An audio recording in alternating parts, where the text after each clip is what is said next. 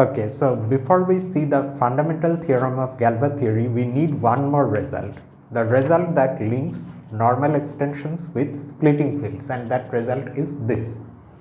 K is a normal extension of the field F if and only if K is the splitting field of some polynomial over F. So we are going to prove this today. So let's see the proof.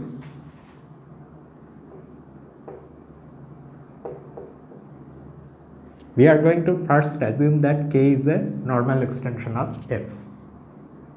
Let K be a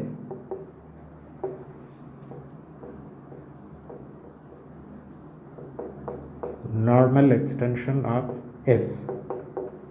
Then K, of course, is also a finite extension of F such that the fixed field of that group GK, F is equal to F. Now K is a finite extension of F, and because F is of characteristic 0, K is also a simple extension of F. In other words, if we adjoin some element means there exists an element in K that if we adjoin to F, the resulting extension is K itself. So by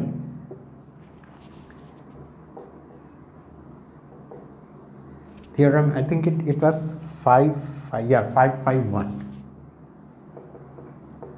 551, K is equal to FA for some A belonging to K. Now, of course, we know that the group GK, F, the group of automorphisms of K relative to F, is a finite group. So let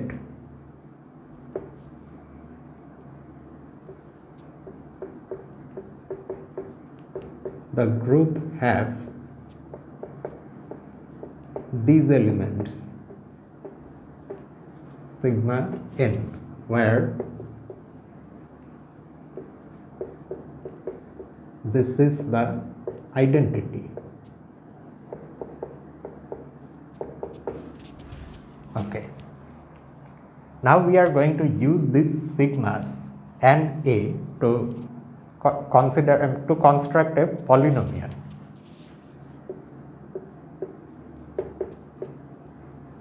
Consider the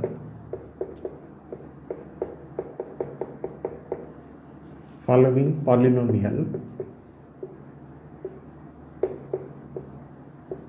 over K. P of x, Px is x minus a sigma 1, x minus a sigma 2, and so on, x minus a sigma n. Obviously, because these a sigma 1, a sigma 2, all these sigma I images of A are elements of K, so in general this is a polynomial over K. Alright. Now we are going to expand this polynomial, and we know what that by expanding a polynomial we means we are going to multiply all the terms out, and we know that the coefficients are going to be just the elementary symmetric functions.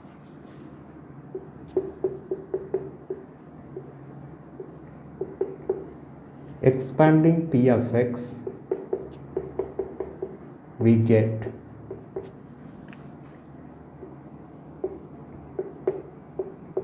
because there are n factors, so we get x to the power n minus alpha 1, x to the power n minus 1 plus alpha 2, x to the power n minus 2, and so on.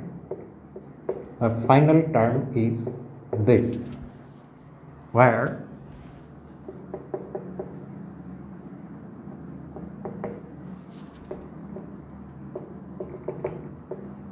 these are the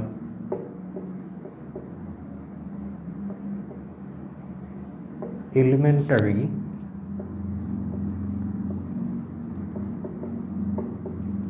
symmetric functions in this a sigma 1, a sigma 2 and so on.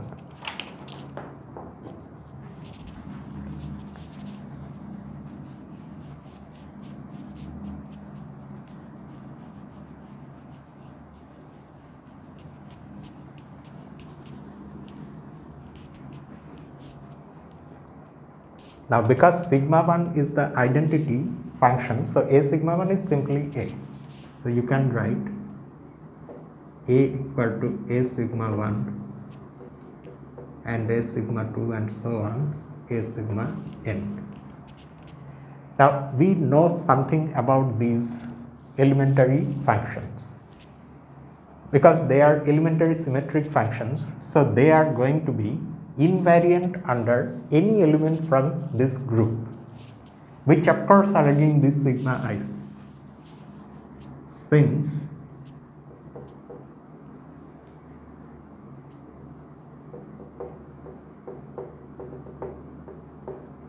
these are all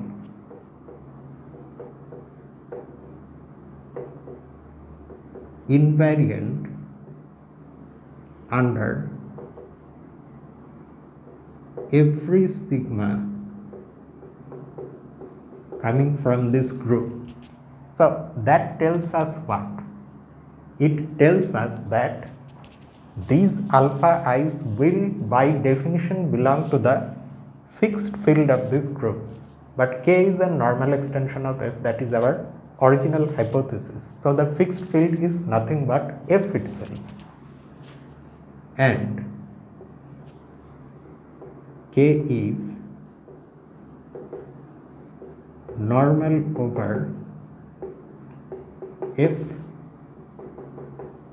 We have all these alpha i's in F,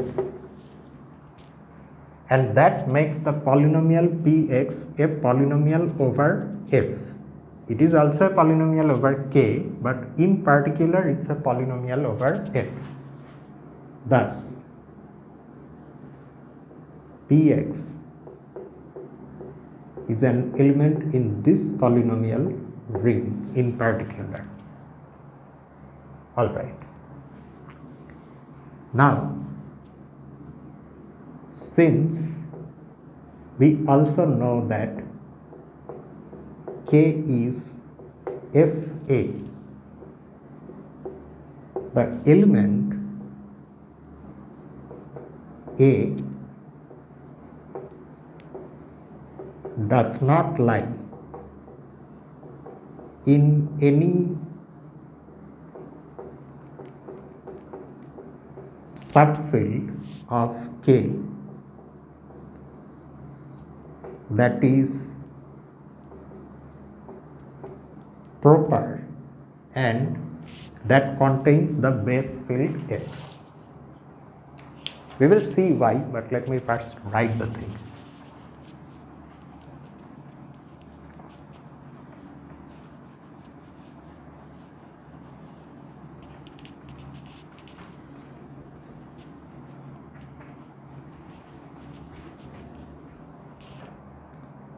That is proper and that contains F. Why? What is the reason for that? Suppose that there exists a proper subfield, something say K prime, okay, which is a subfield of K and which is a proper subfield of K actually. It is strictly smaller than K and it also contains F. Now, if it also contains A as an element, then what is the definition of this? This is by definition the smallest subfield of K which contains both F and A. But here from this situation we can see that K prime is a subfield of K which contains both F and A. So the minimal nature of Fa would then give us this. K prime would contain Fa, but this is not possible because K prime is properly contained in K, so Fa would also then have to be properly contained in K. It cannot be equal to K. That is why we are saying that A does not lie in any proper subfield of K that contains F. Okay. Now since A is a root of Px, because one of the factors that is there in the original definition of Px is x minus a sigma 1, but that is just x minus a. So A is a root of Px, and that is why you see Px, the way we have defined Px, already it is defined as a product of linear factors. Alright. However, over any proper subfield of K, that kind of factorization is not possible. Why? That is because had that been the case, that proper subfield would have to contain A. But that is not the case, we have seen already. And that is why P of x cannot be factored as a product of linear factors the way it factors over capital K. That kind of factorization is not possible over any proper subfield of K. That's why we are now going to write, since A is a root of Px, Px cannot be a product of linear factors over any proper subfield of K, and at the same time Px is a linear factor, is a product of linear factors over K, and this is why K is the splitting field of Px. So K is the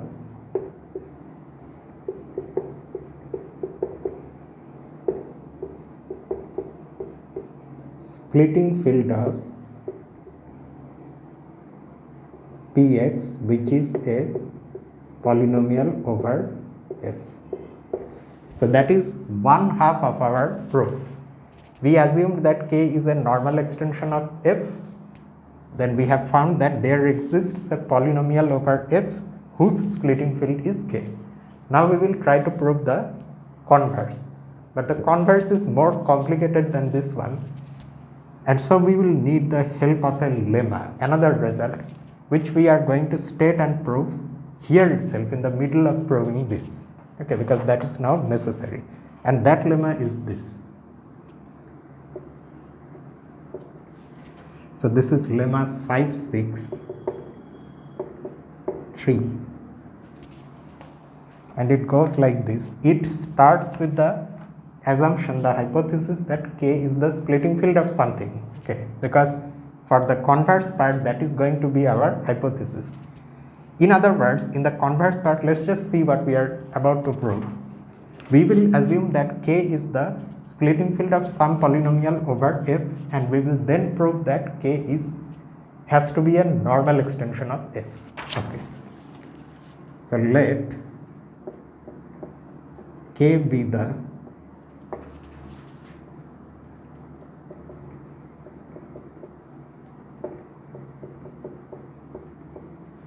splitting field of some polynomial fx which is coming from fx.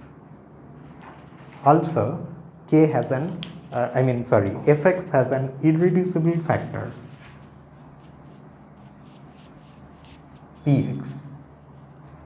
Fx itself may also be irreducible, but in general it has an irreducible factor.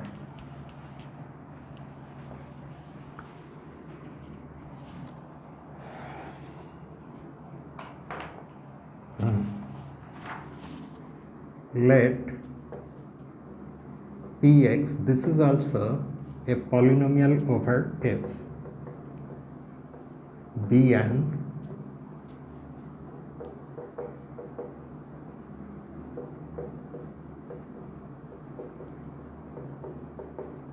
irreducible factor of fx. Alright, so this polynomial is going to have some roots of its own, and let those roots be these alphas. If alpha, okay, I must make one thing clear. These alphas that I am now going to write, it's not to be confused with those elementary symmetric functions alphas. Okay, those things, that part is over. So these are going to be roots of Px.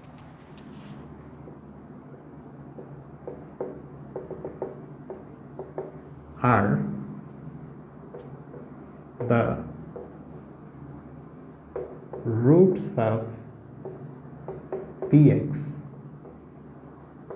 then for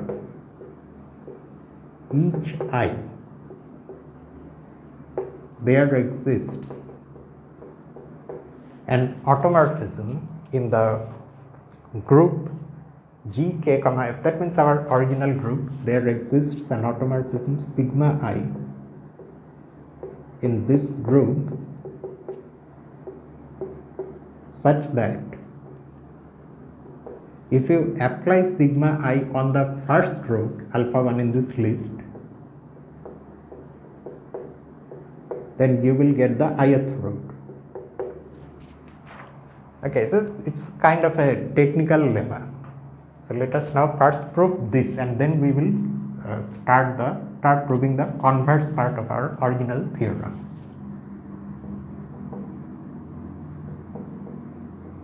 Okay. Now how this one is going to be proved? Since every root of Px is also a root of Fx, since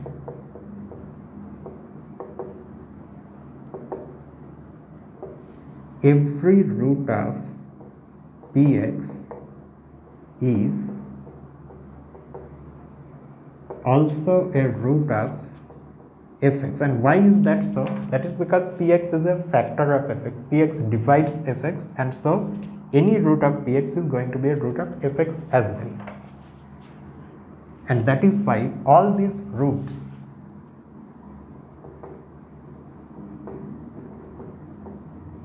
are going to be elements in K. How are we getting this?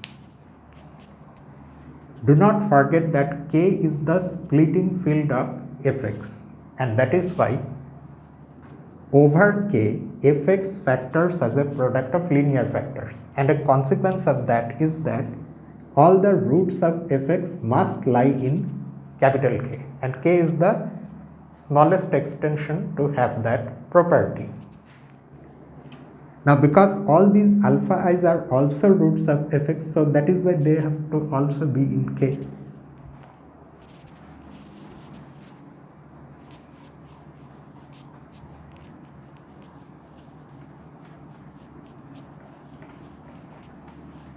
Alright, but then what do we get from this after this? After this we have to go back to one result from a previous section. Let me first write the thing, and then we will recall what it is that we are using. By the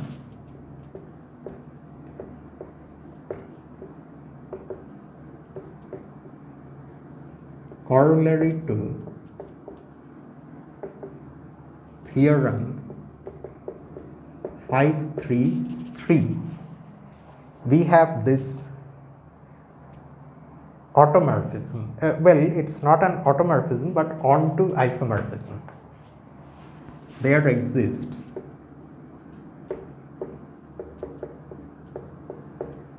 an onto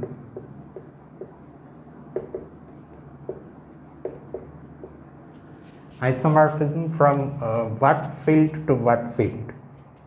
from the extension of capital F that you will get by adjoining alpha 1 to F to the extension of F that you obtain by adjoining alpha I to F, and we are going to call it tau. Let me write it here below. Tau from F1, we give it some name F1, and this is this extension of F to F1 prime, which is this extension of F, such that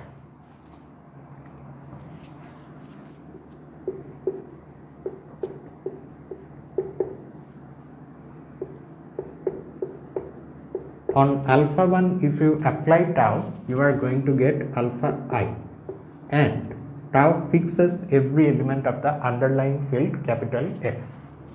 That is alpha, tau is equal to alpha for all alpha belonging to F.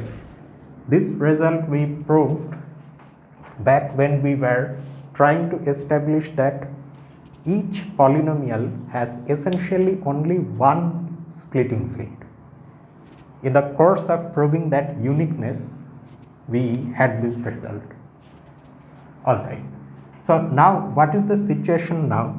We have now two fields, one obtained by adjoining alpha 1 to F and the other one by adjoining alpha I to F. And of course you understand that here, is there any necessity to consider I to be different from 1? No, nothing like that is there. So I is just I. Alright. Because it is kind of technical, it's difficult to remember what comes after what. Okay, so after this, what the author does is that now comes one thing which may be a little confusing at first. So we have to, let us first write what the author has said, and then we will try to understand why that makes sense.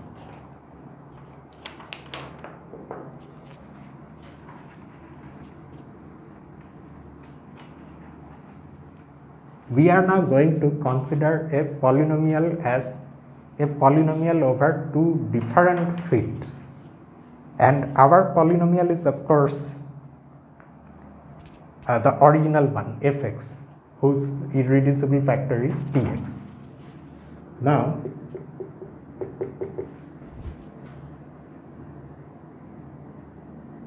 we can, no, not like this. Now let me write like this: k is the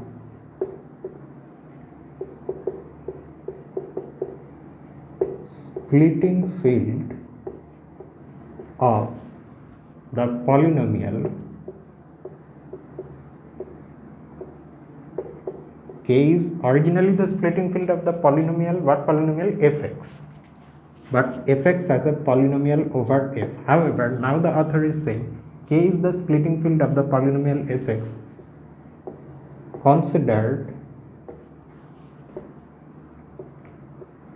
as a polynomial over f1, not f. And likewise, k is the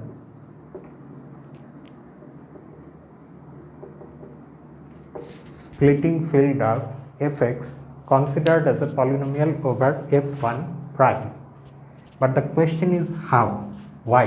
Why is it true?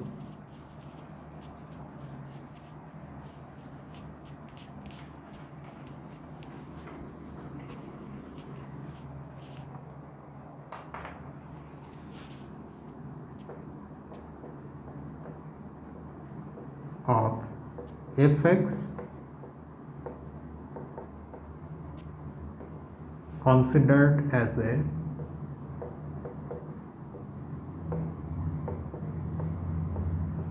polynomial over f1 prime. Okay, now we have to understand why this is true. All right. So we already know that K is the splitting field of small fx considered as a polynomial over f. Okay, this means that K is an extension of f which has all the roots of fx, and K is the smallest extension with this property. All right. Now when you consider fx as a polynomial over f1 instead,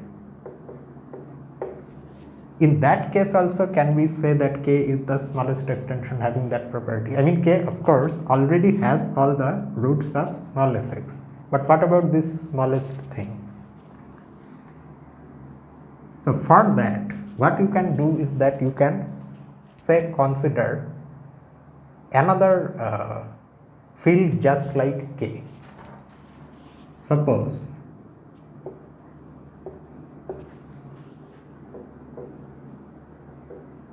there exists an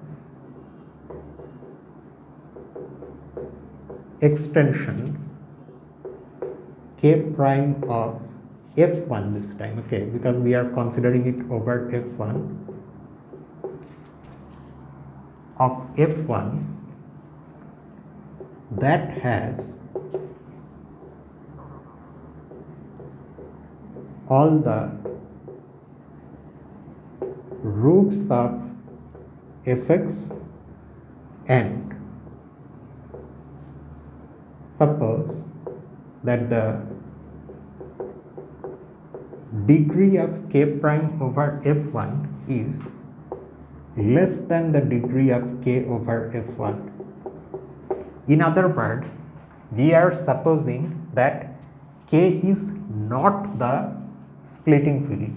There are other smaller degree extensions of f1 over which also our original polynomial fx splits as a linear factor, or in which fx has all its roots. Then of course this is not true. If something like this is possible, then we can no longer say that K is the splitting field of fx when we consider fx as a polynomial over f1, because smaller fields also have the roots of fx. But we can say something from this inequality. Then if we multiply on both sides this,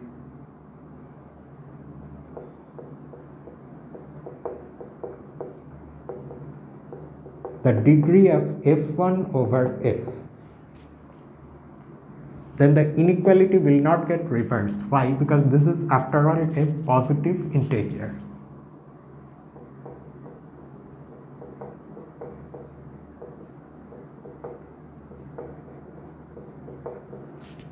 Okay. Now what is this and what is this? From a result from, in fact, the very first result in field extension theory.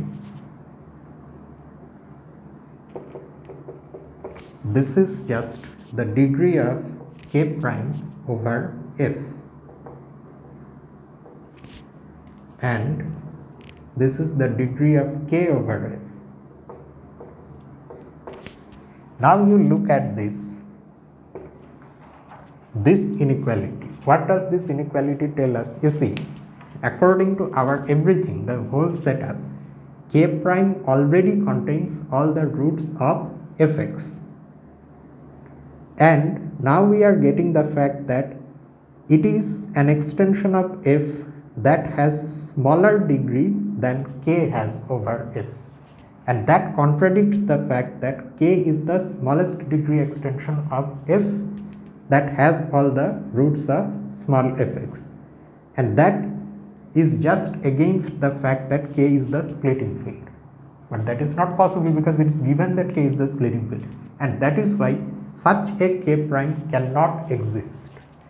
Which is why even when you consider fx as a polynomial over this extension of f, that is f1, still the minimality of k is it is just still there, it is restored. Okay, we do not lose this minimality.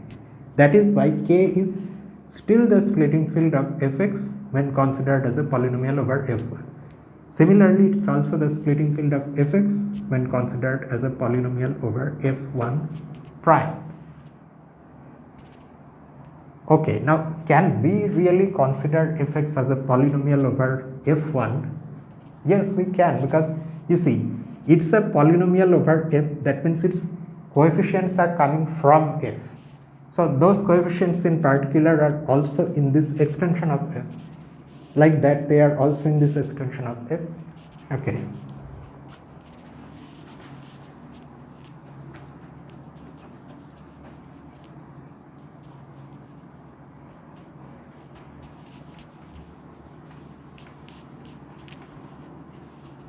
Alright, so now what are we going to get from this situation?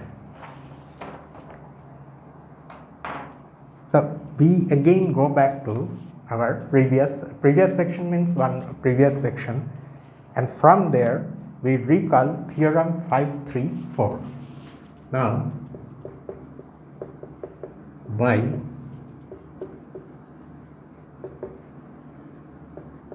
theorem 534, again we are going to say the existence of an automorphism. There exists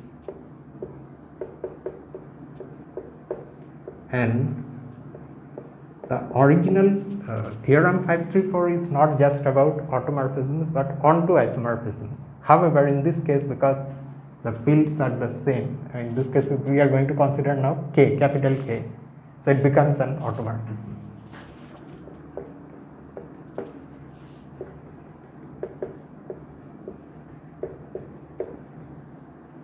Sigma I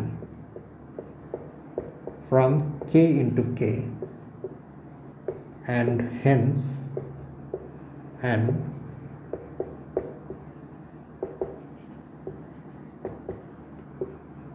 automorphism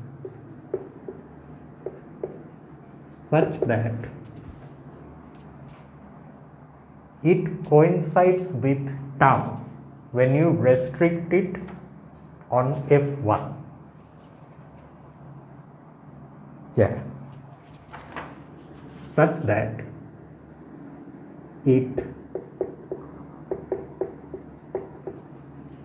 coincides with tau on f1. So alpha 1 sigma I equal to alpha 1 tau equal to alpha I, because alpha 1, just like all the elements of capital F, alpha 1 also belongs to f1 because f1 is just the extension f alpha 1. So on this you can apply sigma I, on any element of k you can apply sigma I, but on the elements of f1 it is just the same thing as tau, but this already we know is alpha I. And if you take an element from capital F from the base field, on that also sigma I is just tau, which does not change the element for all alpha belonging to F. And that is in fact what we were trying to prove in this lemma. So this is the proof of the lemma is over here, and now we start proving that converse. Now for the converse,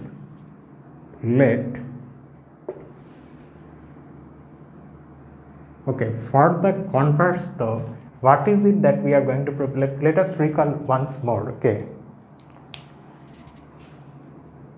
for the converse we have the fact that k is the splitting field of some polynomial over f, and we need to prove that then k is a normal extension of f. Okay, so we start like this. Let k be the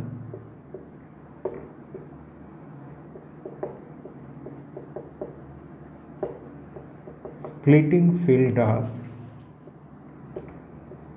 small fx belonging to fx. We prove that K is normal over F.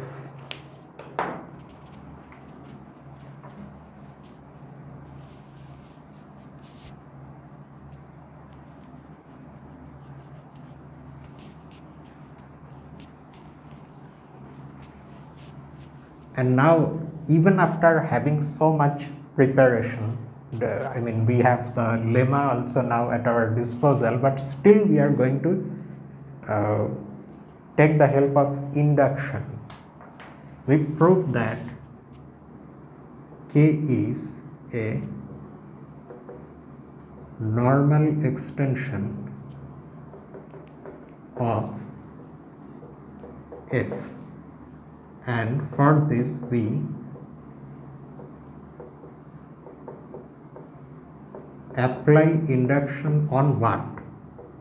On the degree of K over F. So what is the smallest value that this degree can have?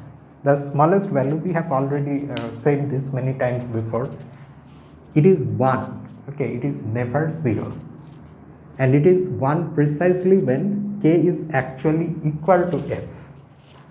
So what happens in that case? When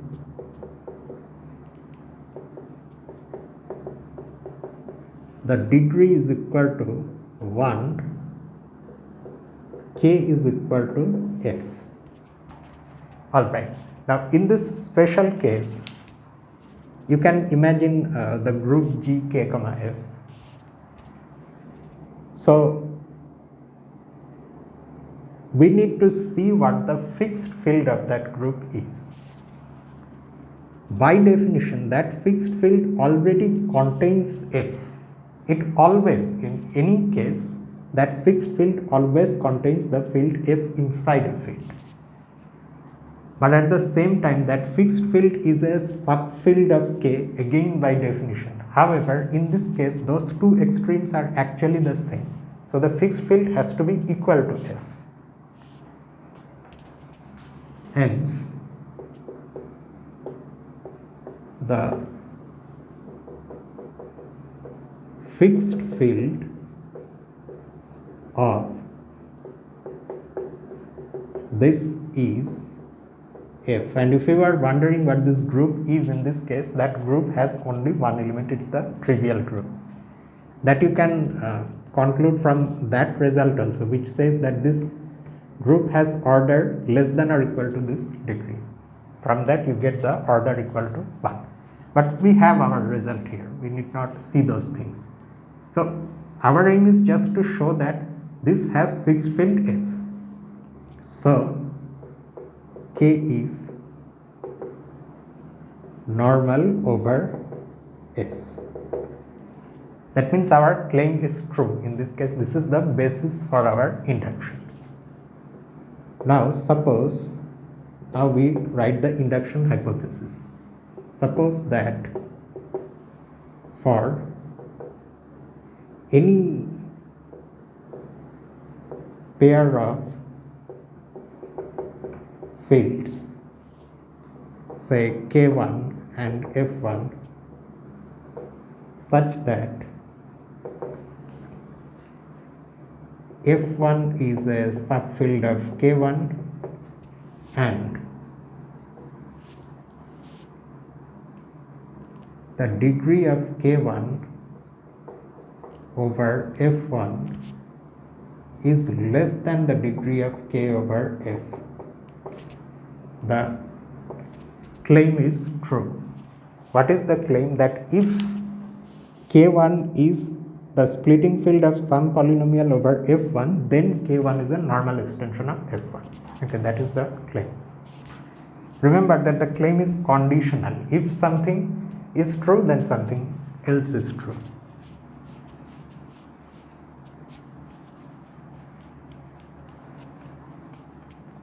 Need not write everything all the time. We just simply write the claim is true.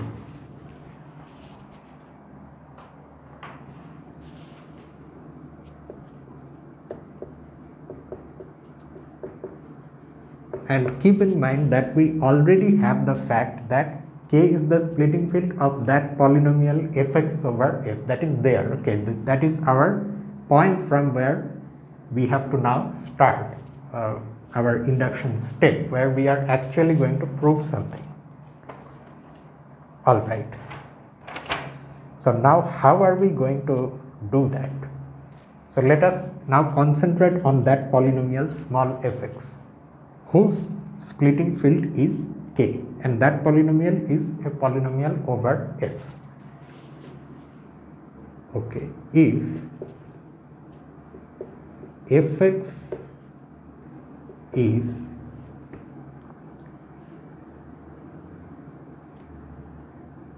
or if fx can be written, it can be factorized as a product of linear factors.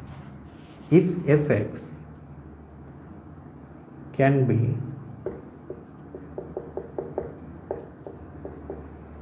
written as a product of linear factors over f itself, maybe that is the case over f, then the splitting field is f itself. You do not need to extend it at all. You find all the roots of fx within f itself. Then K is equal to f and we are done. We are done because in that case we have already seen that we are done. In that case, K is a normal extension of f. So now we assume that that is not the case. Okay, which means what? If we assume that that is not the case, then what? Okay, then you see, because fx is a polynomial, it is factorizable. In one way or another it is factorizable, so it is always going to have an irreducible factor. The difference now we will have from this situation is that previously, because of this possibility of factoring fx as a product of linear factors, each irreducible factor was linear. It had degree 1. But now, because this is not the case, at least one factor will not be linear. It will have degree greater than 1. So, suppose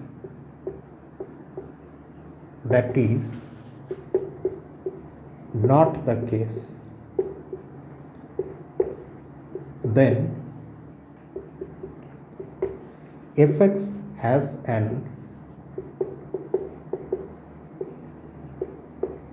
irreducible factor px over f whose degree r, say, is greater than 1. All right. So we now have an irreducible polynomial px over f whose degree is greater than 1. It is not a linear polynomial. So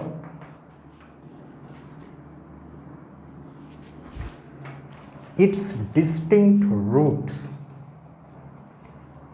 are going to be what? All must lie in K. So it's, and this is so confusing, I mean this entire thing, its distinct roots, confusing in the sense that, I mean the meaning of each individual step can be understood, but seeing it as a whole is kind of difficult for me, to me at least. Distinct roots alpha 1, alpha 2 up to alpha r, because it has degree r, so there will be r roots. There is one more thing though. Why are we saying that these roots are distinct? I'm coming to that, but let us first write the full sentence. The author says that these roots all belong to K. capital K, are all in K. Okay, so that is one thing. And what else does he say? And K is the splitting field of, oh yes, and K is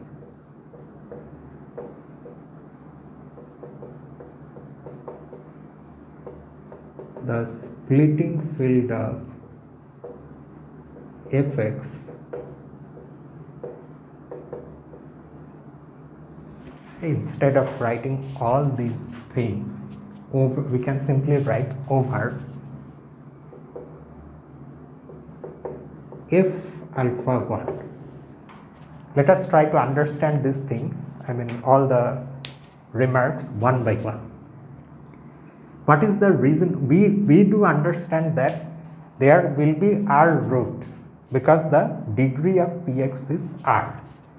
But why distinct? You recall one result from that section whose name is more about roots. There we saw that over a field of characteristic 0, an irreducible polynomial cannot have multiple roots. Whatever roots it has will all be distinct. So it's from there that this distinctness is coming. So we understand why these are distinct. Why are these elements in K?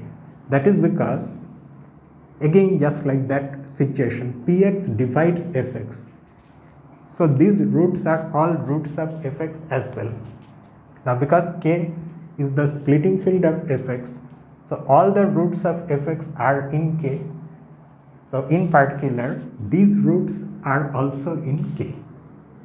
And just like before, we can consider K as the K will be the splitting field of Fx over this extension of F. You remember that F1 prime situation is just like that. K is the splitting field of Fx over F, but over any extension of F as well. Alright. Now, let us see the degree of K over this. The degree of K over F alpha 1 is, of course, by that identity, the degree of K over F divided by the degree of F alpha 1 over F. Alright, now do we know what this degree is? You recall the fact that an element alpha 1 is algebraic over F of some degree if and only if F alpha 1 is an extension of F of that degree. From there, we know that this degree is actually the degree of an irreducible polynomial over F that alpha 1 satisfies, and Px is such an irreducible polynomial. Px is irreducible over F, it's a polynomial over F, irreducible over F. Moreover, it is satisfied by alpha 1 because alpha 1 is one of its roots. Now, irreducibility coupled with the fact that this is satisfied by alpha 1 makes this degree equal to R.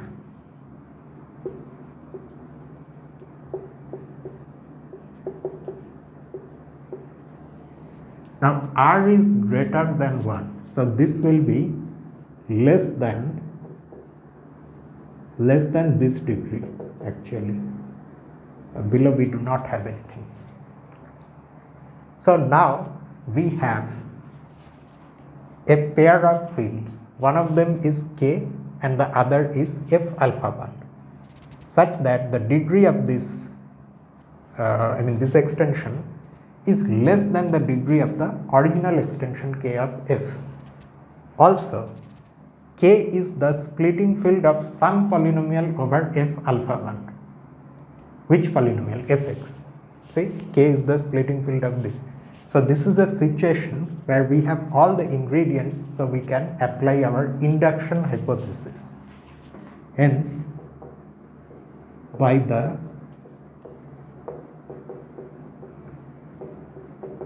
induction hypothesis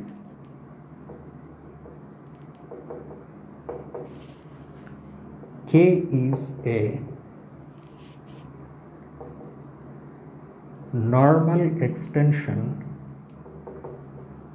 of this f alpha 1. Keep in mind, our aim is to prove that K is a normal extension of f, but we have achieved this. Now let's see where we can go from here.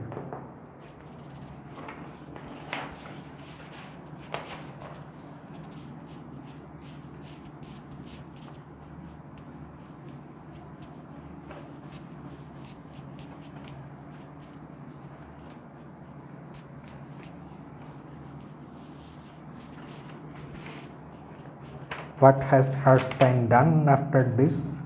After this, the main thing. What is it that we have to prove so that we can claim that K is the normal extension of F? We have to prove that the fixed field of this group is F. What is the definition of the fixed field? The definition is this. It is the set of those elements x in K that remain unchanged under every element of this group. This is the fixed field of this group, and we have to prove that this is equal to F. That amounts to what? That amounts to showing that if you take any element from this fixed field, you have to show that that element belongs to F. But that actually proves that this is a subfield of F.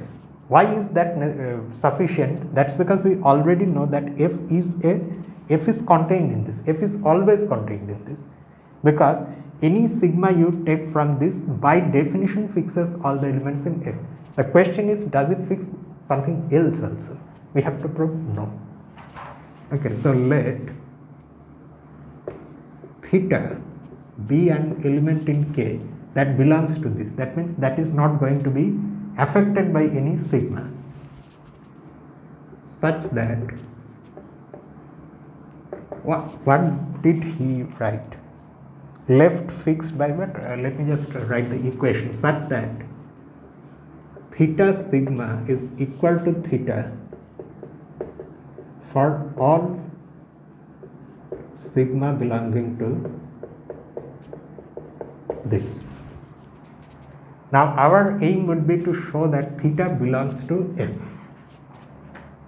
Alright. Now watch this. Since instead of this group, let us now consider this group alpha 1. Since this group is a subgroup of that group, in particular,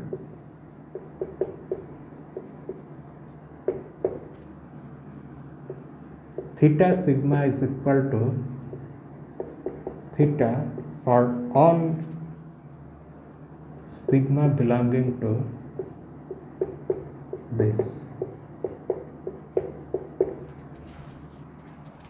Okay. Why is this a subgroup of this? That also we have to understand, right? You take any element here. Let me do the argument here. Let us call this also sigma.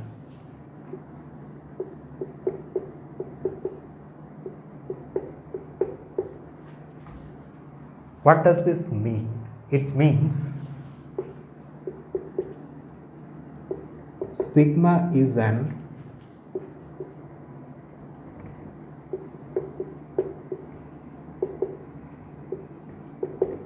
automorphism of K such that, if I am writing everything, why not this also? Such that alpha sigma is equal to alpha for all alpha belonging to f alpha 1. That's what it means. However, we already know that f alpha 1 contains f inside as a subfield. So in particular, if your alpha is coming from f, that is also going to be fixed by sigma. Anything that comes from within this field is going to not be affected by sigma. In particular, if those things come from f, then also they are not going to be affected by sigma. But then, let me write that as well, so that there is no chance of any confusion. So sigma is an automorphism of k. That I am not going to write again. I write this instead.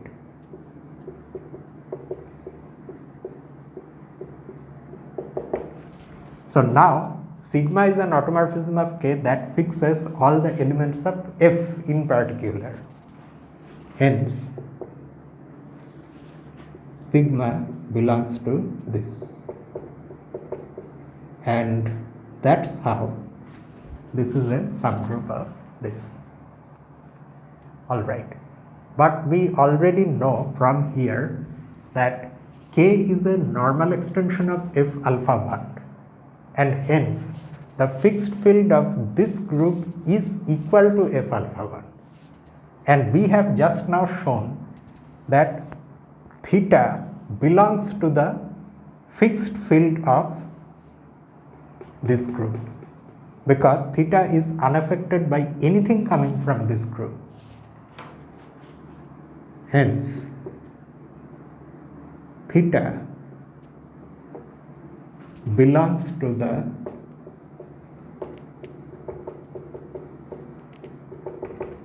fixed field of g k comma f alpha 1.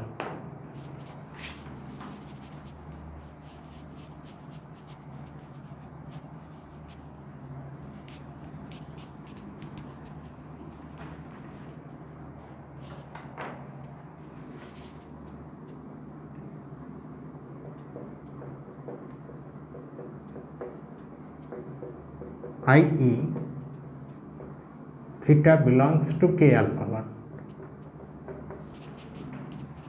And this gives us an idea of how theta looks. We know what the elements of such an extension look like. So, theta is going to look like this, because the degree of this extension is r. So, each element theta is a polynomial in alpha 1, a polynomial expression in alpha 1 whose, oh, what have I written here? F. Did I make this mistake somewhere else? No. So each element in this extension is a polynomial expression in alpha 1 whose coefficients are coming from f and whose degree is less than r. Okay, r minus 1 actually at most. In other words, theta is going to look like this.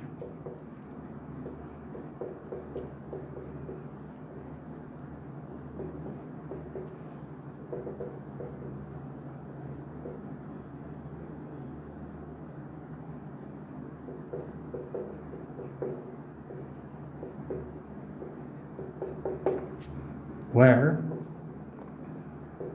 these lambdas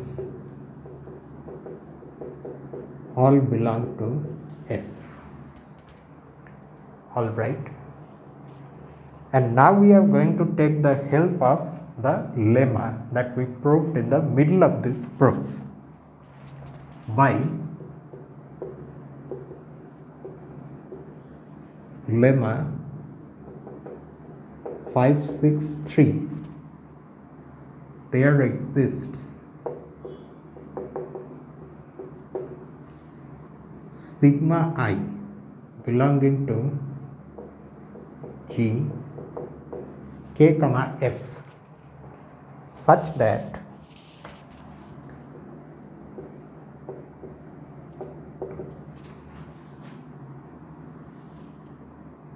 alpha 1 sigma I is equal to alpha I and alpha sigma is equal to alpha for all alpha belonging to F, where I of course takes all the values from 1 through R. That is, actually we are doing it for each I.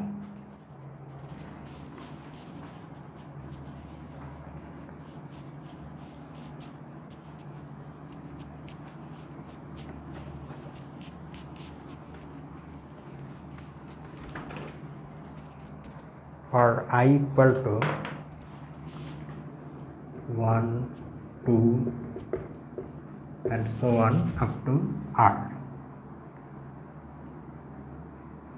And that means that if we apply sigma I on theta, then what are we going to get? We will have to apply that on this side as well. So for each such I, we have theta equal to theta sigma I. Okay, but before I write this though, what I am writing is that theta is equal to theta sigma I. Theta is unaffected by sigma I. Why is that so? That is because, that's what theta is. Theta is an element in K which belongs to the fixed field of Gk comma F. That's how we chose theta.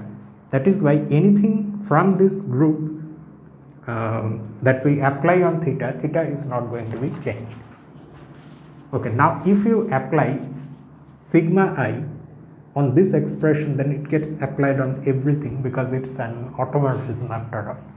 It is not going to change any lambda because it fixes every element in the underlying field F from where all the lambdas are coming. So we get lambda naught plus lambda 1. However, alpha 1 gets changed to alpha I, and the powers of alpha 1 also get changed to the corresponding powers of alpha I.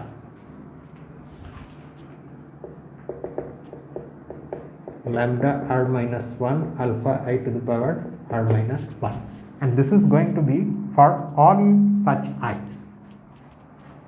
So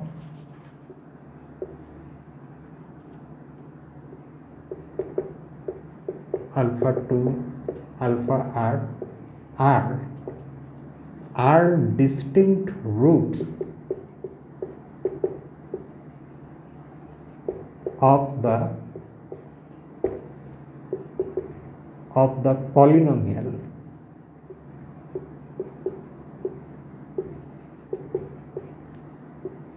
qx equal to lambda r minus 1 x to the power r minus 1 plus r minus 2 x to the power r minus 2 and so on, plus lambda 1 x plus lambda naught minus theta. Okay, because if you take that theta on that side, then you get this polynomial in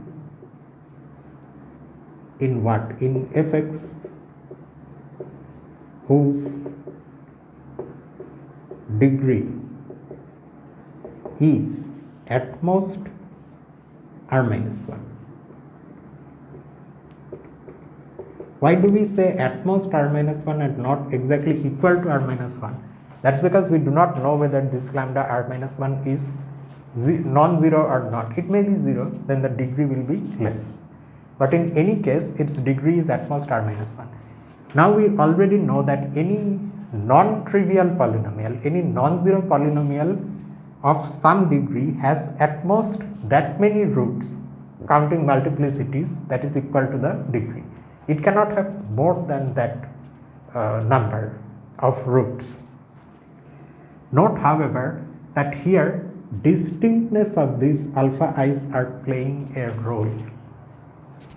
because they are distinct, so actually they are distinct are roots of this polynomial whose degree is at most r minus 1. It's not r, it's less than r. That is why it cannot be non-trivial. It has to be trivial, that means it has to be 0. But then all the coefficients of qx have to be equal to 0.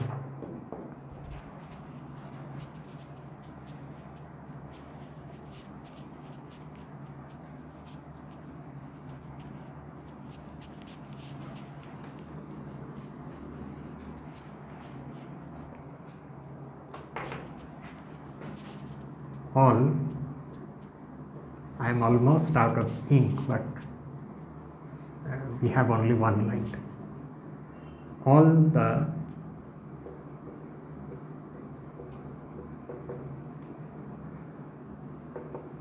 coefficients of qx are equal to 0. In particular, this is also equal to 0.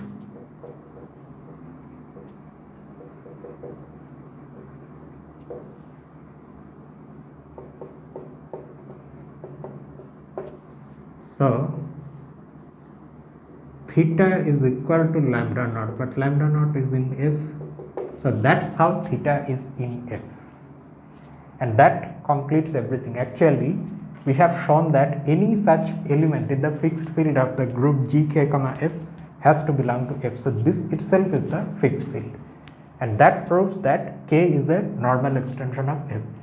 This in turn completes our induction step. And so by induction, k is a normal extension of f in any situation.